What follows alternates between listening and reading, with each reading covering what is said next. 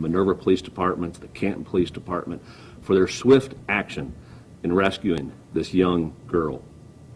Just a few facts. In the past 2 years, the FBI's Child Exploitation Task Force has arrested 113 individuals for crimes against children. Also, I think many of you are probably familiar with Operation Cross Country. We talk about that at least once a year, and it's an operation led by the FBI, but obviously in consultation and coordination with many, many law enforcement partners across the country, and it targets child sex predators, traffickers. This obviously is sort of a different issue we're talking about with Mr. Shotwell, but these are obviously young girls and boys that are prostituted across our country. So just this past year, 168 children were rescued and 281 pimps were arrested as part of this operation. Sort of the disturbing fact, although we've been doing this for many years, is that the previous year, 105 children were rescued and 150 pimps were arrested. Obviously, that was a lower number, so the trend is not great. And obviously, all of us here, protecting the children is a top priority. We don't know if we talk about a lot of different threats that come across in this county and across our country, and I don't know if there's any that are more important than protecting our children. So we are all committed, and I know Mr. Rendon is going to talk about some of this, to use every tool in our tool bag, federal, state, local, prosecuting agencies, the law enforcement agencies, all kinds of individuals and law enforcement professionals to do everything possible to stop and detect these predators, whether they be online or in person. And also, I think it's important to note that we must teach our children, and hopefully we could talk a little bit about this, about how to protect themselves so they're not victimized, and also educating the parents. Several tips regarding this matter could be found on FBI.gov, and there's several other law enforcement websites that highlight these very important tips and information that we can provide to our children and to our parents. With that, I'm going to turn it over to United States Attorney Carol Rendon. Thank you, Steve. And I want to start by also thanking all of our law enforcement partners. First, I want to thank the men and women of the FBI for their incredible work on the Shotwell case that you just heard about. And I also want to thank our other federal, state, and local law enforcement partners who did incredible work on the other cases that I'm going to discuss with you a little bit here this afternoon. So as Steve said, the Shotwell case was charged this morning, but it's just one of many cases that we have been dealing with in our office on an ongoing basis.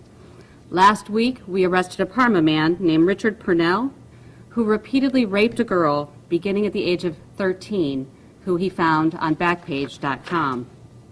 And this morning in Toledo, in another case investigated by the FBI, Frank Stefan Jr., a former Northwood High School teacher, was sentenced to 10 years in prison and $50,000 in restitution to his victims for possessing child pornography and sexually assaulting a former student. Today, we filed an indictment in federal court charging James D. Sullivan of Cleveland for both possessing and attempting to produce child pornography. That's a case that was investigated by the Ohio State Highway Patrol and the Secret Service. Initially, it was charged in state court, but Ashtabula County Prosecutor Nick Iarocci and his team have agreed to allow the case to proceed in federal court instead because of the increased penalties that we will be able to obtain in that case, and rightfully so. This is just the most recent example of the kind of partnership that you see up here and every day in our communities, where we in law enforcement look at each case and try to determine where to most effectively prosecute that case to get the best result for our victims and our community. So James D. Sullivan, he spent more than 25 years in prison for raping a little girl. He was paroled in 2014, and less than a year later, he was arrested for videotaping women and girls in the showers in the Geneva State Park. And what's amazing about this case is the investigation that the troopers of the Ohio State Patrol conducted. They actually were able to identify DNA that Mr. Sullivan left behind in the ceiling tiles above the showers, and that's what the evidence they used to identify who the perpetrator was. And then agents from the Secret Service, Electronics Crime Task Force, analyzed his computer and found that he had viewed images of child sex abuse and pornography. and he now faces decades more in prison, a sentence that we are very comfortable seeking given his history and the facts of that case. And these are difficult cases to talk about. The subject matter is very difficult for people, especially those of us who have children. But it's something that we have to talk about, because if we don't talk about it, we play right into the hands of the predators who are going after the children in our community.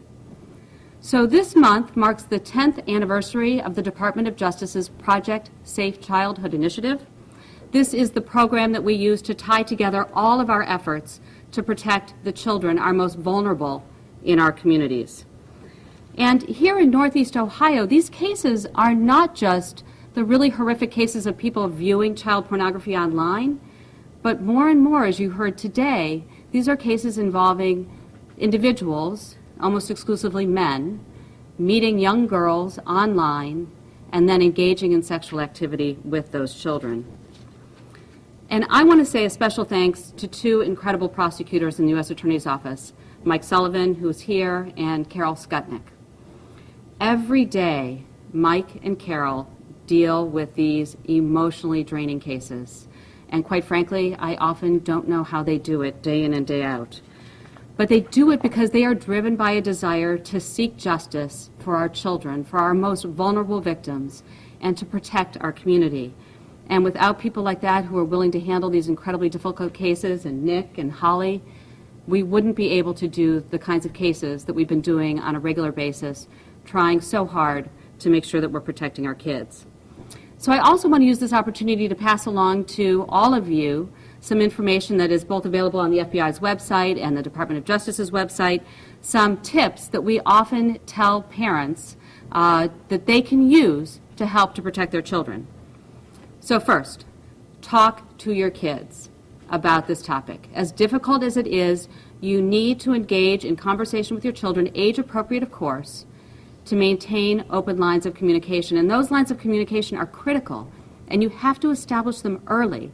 And then it's up to the adults to keep those lines of communication open. Know what your children are looking at and who they're talking to on their phones, on their computers, on their tablets. And think beyond what we used to call stranger danger.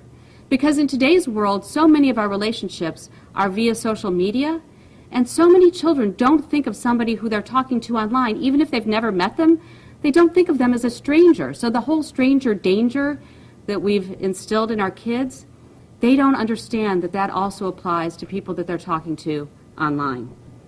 And don't be afraid of technology. You have to educate yourself. You have to learn about apps like Kik and Whisper that provide anonymity and don't verify the ages of the people who are communicating via their apps. You have to figure out what your kids are using, and then you have to monitor it. You have to check your children's profiles and look to see what it is that they're posting. If you see inappropriate activity, you need to contact law enforcement immediately and the appropriate websites. Explain to your children that once an image is posted, they can't ever get it back. It's there permanently, and they can't stop other people from forwarding it on and on and on. There is no delete button in the internet. Only allow your children to post photos or any type of personal identifying information if you've given them your prior authorization. And finally, trust your parental intuition. If those alarm bells are going off in the back of your head, don't ignore them. It means that more likely than not, something is wrong. As these cases demonstrate, the predators are constantly looking for new ways to target our children. And we have to have the tough conversations and sometimes be a little bit nosy. One of my colleagues proudly posts on the door of her office a note that her son left for her that says that she is the NSA. Well, I am too, and we all should be, because when it comes to protecting our children, nothing should be beyond our purview. We should look at it all, know it all, be familiar with it all, so that we can protect all of our kids every day. Parents, teachers, law enforcement, we all owe it to ourselves and to the future. So with that, I'll say thank you, and we can take questions. Can you spell your name first and last for us, please? Certainly. Carol, C-A-R-O-L-E, Rendon, R-E-N-D-O-N. Can you talk more about the app? use worked? In the particular case, the Shotwell case. I don't know, Steve, are you familiar with which app she used to contact her mom? The text app? Yeah, it's called text app. And that is one, Carol mentioned several. That's one that doesn't ensure anonymity. It's not necessarily as encrypted as some of the others, the Kick and Whisper we talked about. But that's what was used. And again, the apps, as Carol hit it right on the head, these apps are changing, hourly, okay, if not daily. And it is really, it sounds tough, and it is, but we all as parents, as community members, have to spend the time, sometimes in which we feel we don't have, but to stay up on all the technology that we know our children are going to be using. And again, this text app is one of hundreds that could be used as a mechanism, and the predators know that. They know that the children, some of the parents are more zealous, and they're not going to want to be detected. So they lead them to use these different apps that they believe they could do and be secure and talk about all the kind of stuff that these predators want to talk about, to try to groom and to eventually lure these folks, these children, into the things we talked about today. Could you speak to the necessity for parents to repeatedly drive the point home of not doing the things that would put them at risk? Sometimes we think that if we say it once is enough, but we know the culture pulls at them constantly. Can you talk to the necessity of repeated conversations with kids about these things? So absolutely.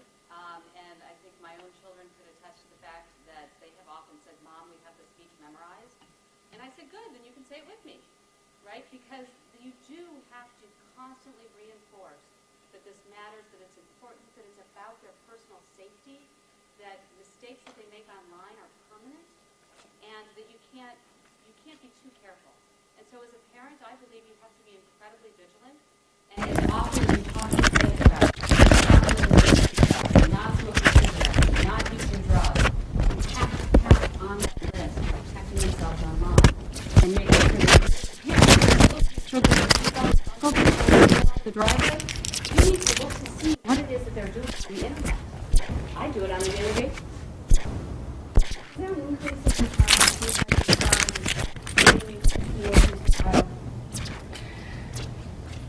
it's the trend is definitely up. We are definitely prosecuting more of these cases. I think we're seeing that trend nationwide. One of the things that is particularly disturbing is that we're seeing an increased trend in cases that involve people actually traveling to engage in sexual activity with children in our district. And those are so incredibly disturbing. But yes, we are seeing nationally an increase. The Shotwell case, that originated in Stark County, is that correct? And Sullivan was Geneva State Park, is that what you said? That's correct. Why do you think there is that increase now as opposed to, say, 10 years ago? Some of these technologies, while evolving, aren't necessarily that new. So the general idea was behind the messaging app. So what is it about it now, as opposed to, say, 10, 15 years ago, that there is this increase that you guys say you're seeing? So I don't know if we know all of the answers to that question, Eric, but I can tell you that 10 years ago, not every child in the middle school walked around all day with a computer in their hand. And today they all do. And so as technology has become more pervasive in our society, and our children have access to it at younger and younger ages, and just consider it to be part of, it's part of their apparatus. It's like their backpack. They all have them. They become less frightening. They become less, they just become routine for our kids. And so the use of these apps and exchanging photographs through Snapchat and Instagram and all of that just becomes the part of how our children communicate with one another. And as they become comfortable communicating with their friends, their known friends this way, they start to become more and more comfortable communicating with people who they don't know without fully understanding the risk. Unfortunately, kids are not ever fully cognizant of their own mortality, and so that's why it's so incumbent upon the adults around them to make sure that they understand just how dangerous this behavior can be.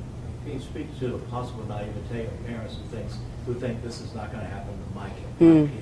My kids are smarter than that. I think that is, in fact, a problem that we see often, not just in this arena, but in others. For example, the burgeoning crisis that we have with heroin and fentanyl. There are a lot of people who say that would never happen in my neighborhood, that would never happen in my home, but it does. And so I think parents really need to educate themselves to understand what it is that their kids are doing and to make sure that they have conversations with their children day in and day out about how dangerous the world is in many respects and how they need to help their kids protect themselves. The kids have rights to privacy, don't they? And so what about, going into the room and checking their phones and all those kinds of things? Well, so I don't think my home is probably very different from others. My 12-year-old does not own his own phone. I own his phone, right? I pay for his phone. I want him to have it. I want him to know how to use it. But he knows. I've had these conversations with him on a regular basis. He knows that I have the password to his phone and that I can check his phone. And I think that's true of a lot of people that I know. I'm guessing it's true of everybody up here. So people who know how important this is know. And, I joke about my colleague's son saying that she's the NSA. Our children need to understand that this is for their own safety. In the same way that we check to make sure that they're home and they're in their beds and that their homework is done and they've brushed their teeth, we need to check to make sure that they're safe in all aspects of their lives, including their online lives. It can happen to anyone. How long after Sullivan got out of jail was he arrested again? So he was paroled in 2014 and he was arrested in 2015. So a year. Is there any indication that he did anything else in that time other than you guys arrested him for now? The only information that we have that's in the public record are the current charges against him. So you all feel like he was a person that you got off the street before perhaps something else went a little further than just, I don't want to say just keeping on these women, but unless history repeated itself again. So you feel like it was good that you guys did it earlier? I think that's the kind of case that we ought to be doing in conjunction with our state and local law enforcement partners. I mean, he has a history that's of tremendous concern. He was incarcerated for raping a young girl, and less than a year out of parole, he's above a ceiling of a shower videotaping people, and he also had a tremendous amount of child pornography and images of sexual abuse of children on his computer. So that should be of concern to everyone. The reason I think you guys hopefully you'd agree with me, the defense take these cases because the mandatory minimum, say for many child porn cases, is 5 years. I mean, do you see those? There has been, I guess, at least talk about trying to reduce the prison population. This may be a stretch to ask. There has been chatter about reducing, I guess, the guidelines for those cases. Do you think that is going to happen anytime soon? That's really the impetus of defense. Take these cases as opposed to the state. I can't comment on what the Senate and House of Representatives are or are not likely to pass, but I do know that there is legislation that has been considered in the Congress. Speaking of politics, briefly, you can't talk about it, but any increased interest because the RNC is coming down in regards to Indian risk? So I will tell you, generally speaking, whenever there is a major event, whether it's a Super Bowl or a convention, not just a political convention, any type of convention, whenever there's a big event like that, the Final Four, there is always a concern, an increased risk of children being trafficked for commercial sex. And it is something that we are aware of and that we focus on, and we work with our partners in the private sector, both in the hotel industry and in the casino industry. And that's not just true here in Cleveland. That's something that we in law enforcement do across the country every time that there's an event like this, because there is an increased risk. Thank you. Go. Just real quick. Obviously, I think obviously want to welcome Holly or Nick to come up. I think obviously U.S. Attorney Rendon hit it right in the head, but the one thing I think we want to emphasize too is that even if we do, even if we do everything right and every parent has a conversation with their child and law enforcement is on their game and coordinating and working these things together, try to identify and stop, detect, and prevent these bad things from happening. Just like in the heroin or drug issue, we can't arrest a way out of this problem. It's really a community effort. And I know that might sound cliche or whatever, but we need folks from all the different agencies here and the public and the media out there talking about this and participating in trying to educate our children and nudge parents to make sure that they're doing the kind of things that that the United States Attorney Rendon talked about. It really is going to take a whole of community effort. I mean, again, the way the technology is changing, the way, I mean, like I said, it's just changed the whole gamescape, the way that these predators can identify our children. And it used to, I think Eric brought it up, but I think part of the reason we'll see more of it is as like you said, the technology maybe has been changing for a while, but it used to be where a predator had to have a lot of luck and had to try to identify and find someone in a public area or initially have an in-person meeting. Now, as we know, as we discussed, this process is happening behind the scenes on all these apps, through all the various technology, that they're building this relationship and trust, and then they're able to do what they're able to do, several examples of which we saw. So, again, I don't think we can emphasize that point enough. It is a whole community approach. Law enforcement can't fix this, just the parents can't fix this. It's going to take folks, you know, talking about this and participating in this entire process to the greatest extent possible. How much effort is going into stopping this at the source? For example, you've got these folks who are creating these apps. Do they have a constitutional right to do this as a freedom of speech? Or can you go to that source and begin to shut them down there? Is that something that you're looking at? No, I mean, you really can't do it. Look, this is not like, I don't think any of us are, this is not like an anti-technology rant.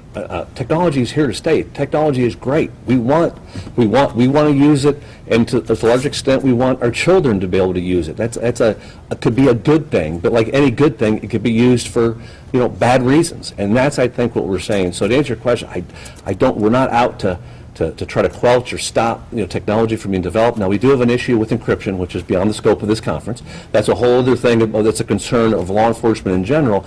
But no, generally speaking, these apps are here to stay. There's nothing law enforcement can do to prevent it. We just want to make sure that, again, and it's tough, right? These things change daily, so to educate parents, to educate children, to educate law enforcement professionals takes constant, hard work, and that's what we have to do.